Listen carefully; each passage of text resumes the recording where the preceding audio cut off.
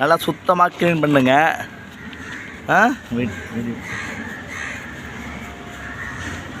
அந்த கேப் இருக்க பார்த்தீங்களா, அந்த கேப்பில் தான் மண் எதுவுமே உள்ளே இருக்கக்கூடாது. இந்த கிராக்கு எங்கேருந்து வந்துருக்குதுன்னா இந்த வால்ல இருந்து சீலிங்கில் வருது. இது எதனால் வருதுன்னு சொன்னாக்க, இது நியூ பில்டிங்கு ஓல்டு பில்டிங்கு ரெண்டுமே ஜாயிண்ட் ஆகிற இடத்துல இது வருது. இதுக்கு ஒரு கெமிக்கல் உப்பை நம்ம அப்ளை பண்ண போகிறோம்.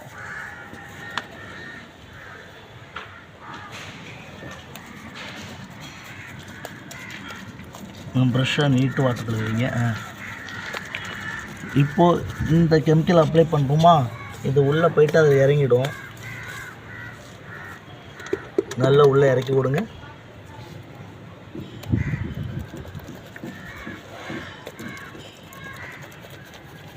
இறங்க உள்ளே அடிச்சு விடுங்க.